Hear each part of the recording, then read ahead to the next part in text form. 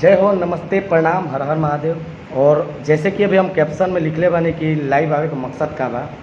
पहले बता ले पहले बतावा तनी कि कोई बात के न दिल पे ना ली।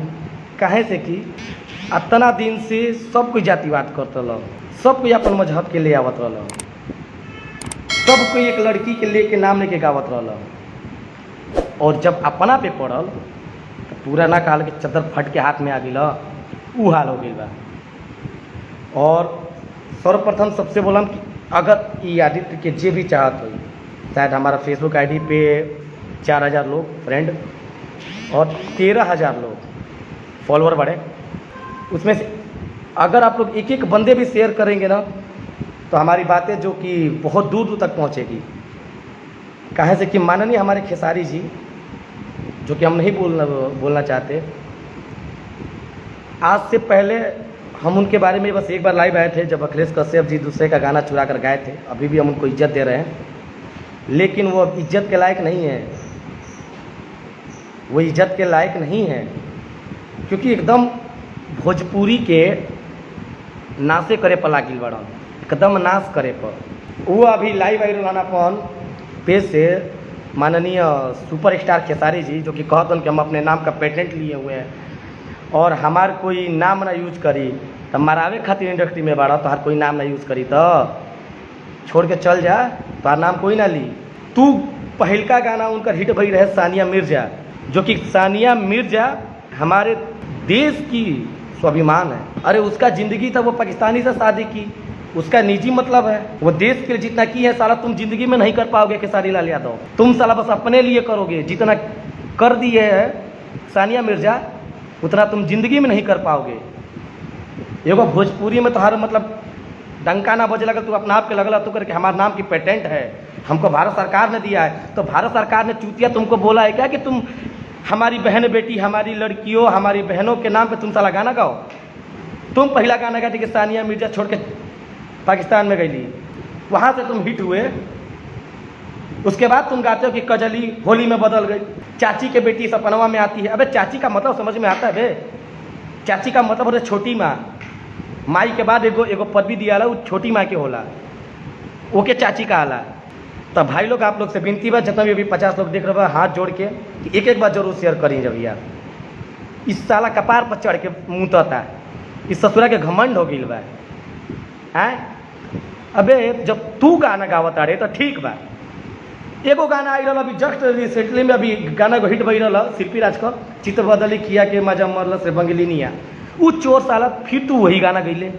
अबे स्टार हो बे, रोड छापने हो तुम साला, जो भी गाओगे ना उसको लोग सुनेंगे। तुम अगर स्टार हो, तुम्हारा कोई भी गाना आएगा उसको लोग सुनेंगे, और तुम ऐसी नीच हरकत करते हो कभी कभी साला, तुम एकदम माथे पर चढ़ के साला मुँहते हो बे। माधव चौथ काजल लड़की ना ही, अनु लड़की ना ही, नीलवा लड़की ना ही, पूजवा लड़की ना ही। अभी भी बचवा तो के कहा था ना बड़ भाई अब सुधर जा। एगो अखिलेश कश्यप बड़े, अबे बेटियो तू जब से अइले तब से दूसरा का गाना गईले हैं, तू तो साले हरदम विवाद में रह ले बे। झाँट के स्टार है तू, अपना आप के समझता रे। ई बता, तोरा यूट्यूब पर तू अबे वीडियो डालले बाड़े काल को, हम पंकज को मारे नहीं है बेटा, तू आ हमारा की है, तू आ, तू अपन बापन के बोला, तोरा के बताओ तो कि कैसे मार होला। साला बंद लड़का की ओबे ओकर शरीर से देखबे, ओकरा शरीर में बेचारा का 5 किलो खून भी ना होई, 5 किलो खून भी ना, वो बेचारा माफी मांगले रहे अपन गलती के। तू भड़ुआ चोद अपन आप के कश्यप के देखा के मार चोदई कतड़। अबे एक गाना अपन बता के जो भोसड़ी के तू अपन खुद का 100 मिलियन किलो के बेबे हैं। नीलुआ तोरा पिलुआ परी हैं, बाबा रामदेव के लंगोटा, कलुआ के माई सकेत पेनल छोड़ दे। कलुआ कोनो माई कारे काजल बदल गईलू, चाची के बाची आई ये तोहरी बेटी चोदो, तारा बेटिया पायल तो तोहर फट के हाथ में आ गिलो। भाई लोग तो हम लोग से विनती बा, इस साला के ना एकदम कपार पर चढ़ के ये मुँहत रहा, शेयर कर दबा के एक शेयर, इस ससुर के समझ में आ जी कैसे किया था ना, इनकर घूमत रहा ना कुल समय। तू दूसरा के चैनल के धमकी देता रे, उड़वा दे हमारे फेसबुक आईडी तो। अब था ना तू भैल बड़ा किंग कोबरा मार्क जुकरबर्ग के तोहर कोचिंग चले लगा। अबे जाहिल गवार, पहले तू अपना आप के समझ ले कि तू का बड़े, तू अपना आप के समझ ले। तू का उड़ोई बेरे, तू का हमारा आईडी कोई को उड़वा देखा, तोरा में गुदा हुई ना बेटा तो उड़वा आईडी। साला दू कौड़ी का आज स्टार हो गई बड़ा तो कपार पर चढ़ के लगाबे स्टार अभी स्टार की तरह रह, समझ ले। अखिलेश कश्यपवा के का ले बारे, वो तोरा में झगड़ा लगाई। अभी रितेश पांडे तोरा में लड़के ले रहे ना झगड़ा, वो सब में सारा झगड़ा लगाई। अभी एगो फौजी भाई एगो रहन लक्ष्मण कोई, उनका वीडियो बहुत वायरल बाटे, आप लोग देख ले कम जा। बहुत बढ़िया गाना गेल उनकी बेटा अपना पायल पर लगल माई माई करे। अपना आपके पेटेंट दिखाओ थोड़ा नाम के, नाम के पेटेंट रखले बड़े तो अपन गणिया में डाल ले,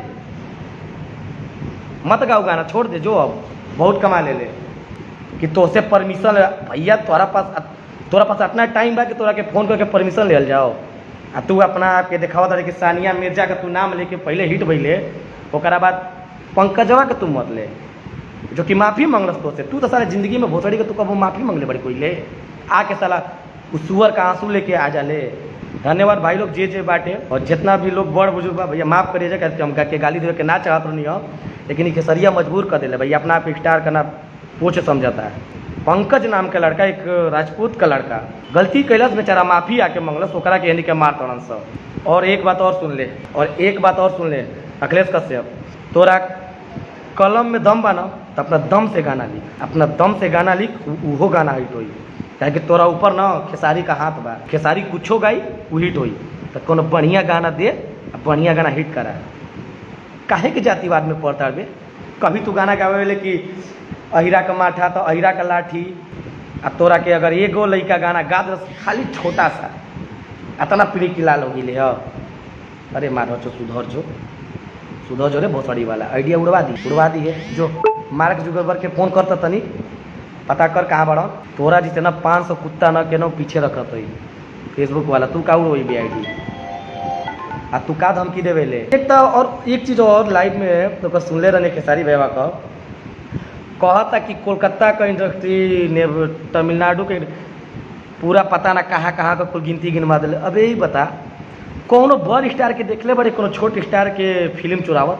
तू चूतिया इंसान, लहंगा लखनऊआ से लेके भतीजा तोर माइयो जिंदाबाद जो होली वाला भतीजा तोर माई कुल तू गाऊ तो ठीक बा, वेलकम प्रियांशु भाई, कुल तू चोरा के गई ले। अब बाद में देखा तारे कि हम दूध को धोला के लागे ले रोवे सुबर जी से।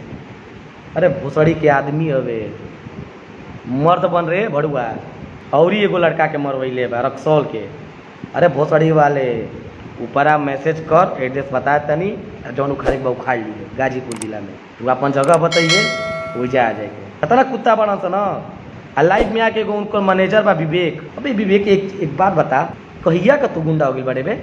तू साला लाइव में आके धमकी होता है पुलिस केस। अबे पुलिस केस कौना चीज़ का करबे मानहानि रे?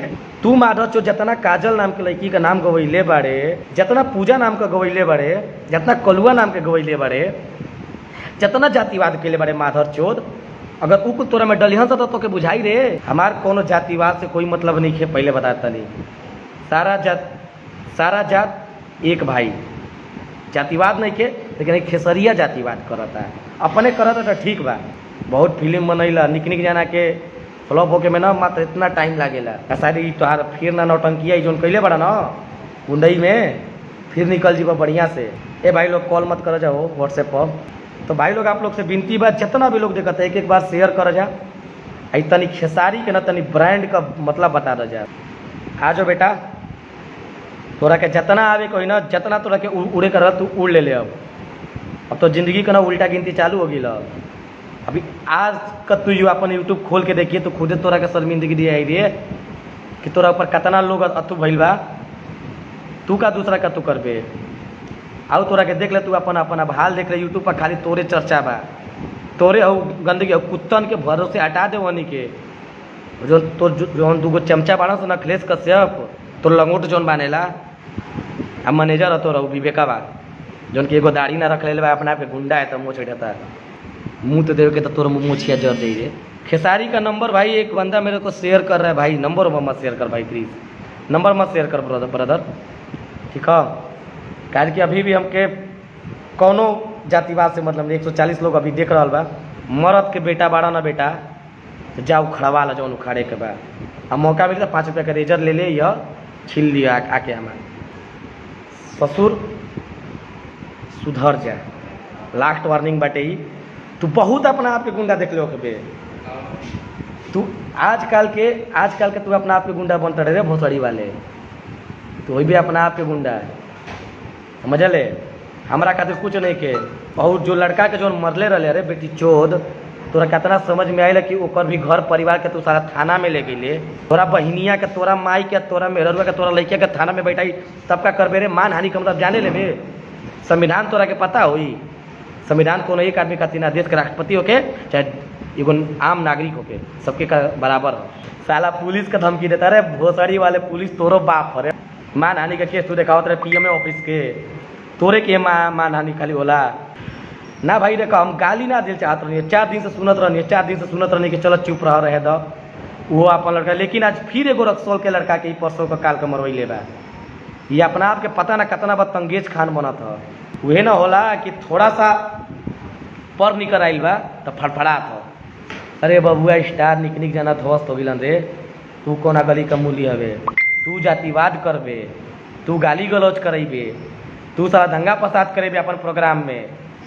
तू दूसर का बहिन बेटी, अरे भोसड़ी वाले माधव चोर, काजल नाम का बहिन ना होले रे, हैं? जूलिया नाम का बहिन ना होले, नीलुआ बहिन ना होले, सानिया बहिन ना होले। भाई लोग जेके बुरा लागत हो ना, आप लोग से विनती बा कि लाइव से हट जा। जेके भी अगर अब हो के कि ना, अगर हम सही बोलते नहीं भाई, एक शेयर, बस एक शेयर इस साला के ध्वस्त कर दी, पूरा एक ना पूरा स्टारडम जो होला ना उतेड़ दी पूरा। तू अश्लील गा तो ठीक है। अब एक चीज़ बता, चाची के बेटी सपनमा में आवेले। अब चाची का मतलब तोरा समझ में आवेला रे? पढ़ल लिखल इतना काले कि तू जाहिल बड़े। चाची के बाची का मतलब समझ रहा है बे? एक तो पंकज सिंह के लड़का के, एक गरीब घर के लड़का के जो माफ़ी मंगलस, ओकर बाप के, ओकर परिवार के, ओकर माई के भोसड़े थाना में बंद कर। अबे थाना में बंद करी ले बारे रे माधव चोर। वही लड़का आगे जाके ना तोरा खातिर कुछ कर दी। वही लड़का तोरा खातिर आके कुछ कर दी, लेकिन तोरा के समझ में आवत नहीं के। तोरा के खाली आपन बाटे कि नहीं हमारे पास कैसे हूँ गाना बाजो, चोरा के बाजो, चाहे कैसे हूँ बाजो। पहले तू यादव पे साला जातिवाद करेबे, फिर दूसरा जात पर जिला पर तू जातिवाद करेबे, दूसरा का गाना चोरा के गईबे। छोट सिंगर करे कबो बड़ सोच रख, बड़ गायक हवे, स्टार बड़े, कबो ना बड़ सोच रख, बड़ा सोच रखबे, बड़ा बनबे। या तो जिंदगी भर ना दूसरे का पैरवे पर गिरत रहब, रोते रहब लाइव आके। अब उखाड़ ले पंकजवा के, जौन उखाड़े के बाद बहुत ओकरा पीछे आदमी आगे बढ़न, जो जौन करे के बाद करो कर। कि तोरा में अगर ऐसा बात बता जो उठाओ के चुतिया साले स्टार बने के, साला काम इनका कुत्ता ही वाला बा। हम खेसारी का दुश्मन नहीं खी, अभी बोला था दुश्मन नहीं, लेकिन उस साला अपन रहनिया से दुश्मन पैदा करता है। तो उस समय तू गाना चोरेले रही, इस समय माधव चोर तू कोई के मरवैले बारे। बहुत तोरा गुंडागर्दी हो गई बा, शौक ना करा सा गुंडागर्दी, कितना बड़ तोप कान हो गई बड़ा सा तो नहीं करे। और ऊपर से एगो विवेक बा एकदम मुँह हट के तू गुंडागर्दी करता कि लाइफ में मारे करे। कौ गो के मरबे, कौ गो के मरबे रे? अभी तोरा से ना कमजोरन से पता चला ऊ पड़ल बा पाला।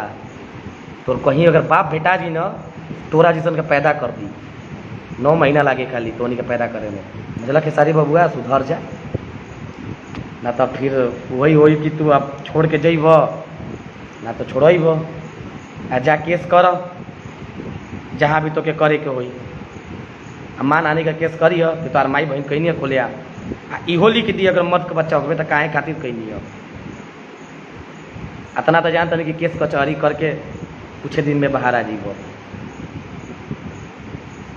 आ तू सुअर जब ओकरा के पंकज सिंह के जब माई बाप के जब थाना मिले गिले, तोरा समझ में ना आई, तोरा बुद्धि ना रहे। ओके भाई लोग, हम गाली ना दे, चलो जैकेट के हम देख, हमरो भी कि लोग भी 2-4 लोग देख रहे कहता है कि गाली मत दो भैया। जितना भी लोग हमारे साथ बा भाई, एक बार बता दे कि का गलत बा, ये चुतियावा के जोन करो सही बा, जोन हमनी के कल जो गलत बा। तो एक काम कर बेटा, तू जेल में भेजवा, तू रोज तोर माई बहन हुई। नेटवर्क तनी स्लो हो गया भाई लोग, तनी नेट स्लो हो गया। तो आप लोग एक बार कमेंट करके बता दीजिएगा कि हम जो बोलनी है वो सही रहा या गलत रहा।